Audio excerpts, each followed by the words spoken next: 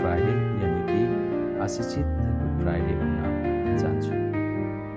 किनभने यो हप्ता हामी मानव जातिको लागि एकदमै आशिषित हप्ता हो।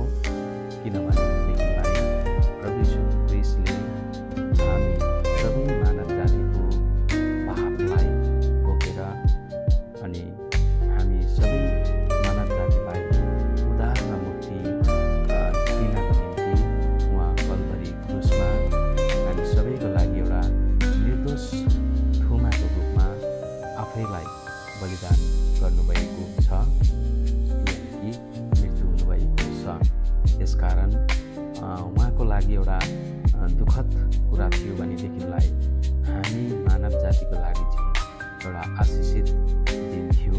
किनभनेदेखिलाई हामीलाई चाहिँ उहाँले साँच्चै नै अनन्त जीवन, साथसाथै हाम्रो पापको क्षमा अनि हाम्रो उद्धार र मुक्तिको कुरा उहाँले गर्दै हुनुहुन्थ्यो।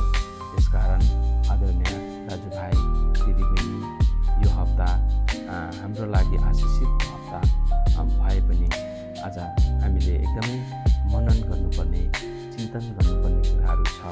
त्यो हो, प्रभुले तपाईँ र मेरो निम्ति धेरै दुःख भोग्नु भएको छ। प्रभुले तपाईँ र मेरो निम्ति धेरै कष्टहरू सहनु भएको छ।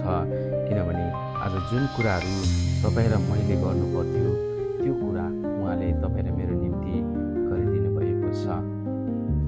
पहिलो कुरा त हामीले खुसी मान्नुपर्ने कुरा के छ भनेदेखिलाई प्रभुको वचनले भन्दछ, मानिस कोही पनि धर्मी थिएन, एकजना पनि थिएन भनिकन बाइबलको वचनले हामीलाई भन्दछ।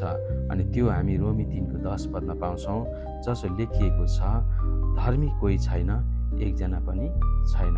हामी आमाको गर्भबाट जन्मिँदै एउटा पापमा अनि पाप बोकेर हामी जन्मेका हुन्छौँ उहाँको वचनले भनेअनुसार। किनकि सबैले पाप गरेका छन्। हामीलाई लाग्छ मैले के गरेको छु र, मैले गलत काम के गरेको छु र भनेर हामी भन्न सक्छौँ। तर प्रभुको वचनले भन्छ हामी जन्मिँदै पापमा जन्मेका हुन्छौँ। यस कारणले त्यो पापको कारणले गर्दाखेरि तपाईँ र म परमेश्वरको महिमासम्म पुग्नबाट चुकेका थियौँ। किनकि हामीले परमेश्वरलाई एकदमै नजिकमा भएर है हामीले परमेश्वरलाई पुकारा गर्न सकिरहेको अवस्थाहरू थिएन। तर खुसीको कुरा के छ भने त्यो पापको ज्याला मृत्यु थियो, तर परमेश्वरको सिधैको वरदान ख्रीष्ट यीशु हाम्रा प्रभुमा अनन्त जीवन हो भनिकन रोमी 6:23 पदले हामीलाई भनेको छ। यसकारण हामी जो कोही क्रिस्टमा छौँ भनेदेखिलाई अब तपाईँ र मेरो मृत्युको ज्याला तपाईँ र मैले भोग्नु पर्दैन। किनकि त्यो मृत्युको ज्याला चाहिँ आज प्रभु यीशु ख्रीष्टले त्यो कल्भरी क्रुसमा आज पुरा गरिदिनु भएको कुराहरू हामी पाउँदछौँ।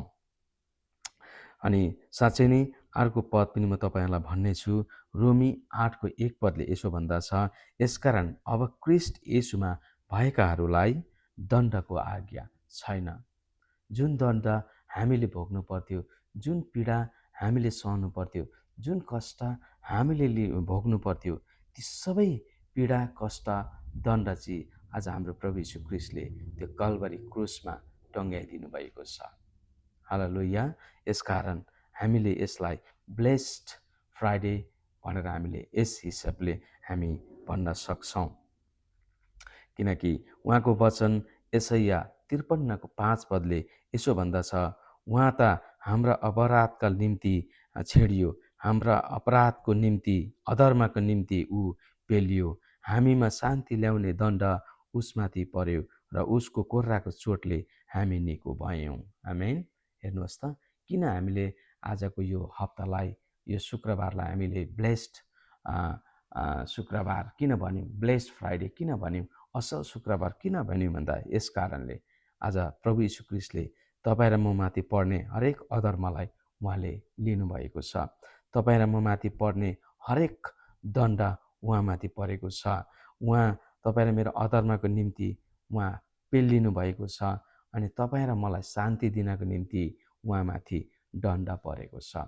यसकारण हामी आजको दिन प्रभु यीशु ख्रीष्ट कल्भरी क्रुसमा मर्दै गर्दा दुःखको कुरा छ, तर हामी अर्को कुराबाट हामीले यसलाई आशिषित हप्ता हामी भन्छौँ, किनभने यी सबै दुःख र कष्ट हामीले सहनु पर्थ्यो, हामीले गर्नु पर्थ्यो, तर हाम्रो निम्ति परमेश्वरले गरिदिनु भयो।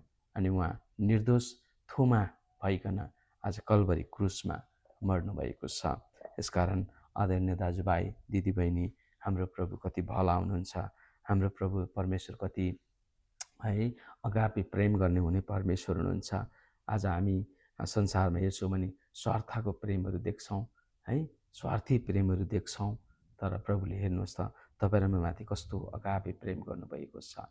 उहाँको वचन यूहन्ना 3 16 भन्छ, परमेश्वरले हामीलाई यस्तो प्रेम गर्नुभयो, आफ्नो एकलौटी पुत्रलाई हामी माथि दिनुभयो, ताकि जसले उहाँमाथि विश्वास गर्छन् तिनीहरूले अनन्त जीवन पाउन् भन्ने हेतुले परमेश्वरले आफ्नो पुत्रलाई हाम्रो निम्ति बलिदान हुनको निम्ति यो संसारमा पठाएको कुराहरू हामी पाउँदछौँ।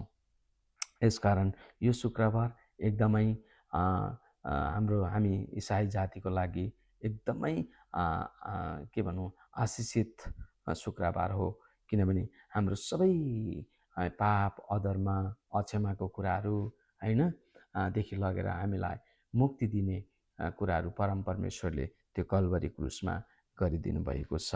अनि उहाँको मृत्यु, उहाँले हाम्रो दुःखलाई लिनुभयो अनि उहाँको सुखलाई हामीलाई दिनुभयो। हाम्रो मृत्यु उहाँले लिनुभयो अनि हामीलाई अनन्त जीवन उहाँले हामीलाई दिनुभयो। यसकारण म तपाईँहरूलाई यही भन्न चाहन्छु, यो असल शुक्रबार तपाईँ र मेरो लागि एकदमै आशिषित शुक्रबार हो। यसकारण म तपाईँहरूलाई एउटा अन्तिम खण्ड पढेर म अन्त्य गर्नेछु है। म तपाईँहरूको निम्ति अन्तिम खण्ड पढ्नेछु अनि त्यो चाहिँ रहेको छ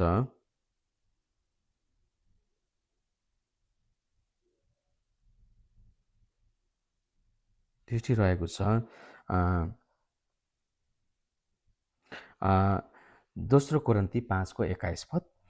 किनकि हामी उहाँमा परमेश्वरको धार्मिकता बन्न सकौँ भनेर पाप नचिन्नु हुनेलाई परमेश्वरले हाम्रा खातिर पाप बनाउनु भयो। हेर्नुहोस् त, आज प्रभु यीशु ख्रीष्टलाई पापको विषयमा केही पनि थाहा थिएन, उहाँले पाप गर्नुभएको थिएन, पाप भन्ने कुरा उहाँलाई थाहा थिएन, तर परमेश्वरले तपाईँ र म पापी मानिसको लागि हाम्रो सबै पाप अधर्म अक्षमाको कुराहरू सबै प्रभु यीशु ख्रीष्टमाथि खन्याएर हामीलाई चाहिँ धर्मी ठहराउनु भयो र पापै चिन्नु नहुने प्रभु यीशु ख्रीष्टलाई पापी बनाएर त्यो सबै पाप बोकाएर आज कल्भरी क्रुसमा उहाँ मर्नुभएको छ। आज आदरणीय दाजुभाइ दिदीबहिनीहरू, आज हामी क्रुसमा छौँ भने अब हामी पापी छैनौँ। आज हामी क्रुसमा छौँ भने आज हामी साँच्चै नै हाम्रोमा कुनै पनि अक्षमा र अक्षमाको कुराहरू हुनु हुँदैन। यसकारण म तपाईँहरूलाई फेरि पनि भन्न चाहन्छु, यो शुक्रबार तपाईँ र म जति पनि प्रभु चिन्नुहुने व्यक्तिको लागि एकदमै आशिषित हप्ता छ र हामीले खुसी हुनुपर्छ र प्रभुलाई धन्यवाद दिनुपर्छ। हुन्छ, यहाँहरू सबैलाई प्रभुले आशिष दिनुभएको होस्। जय मसीह।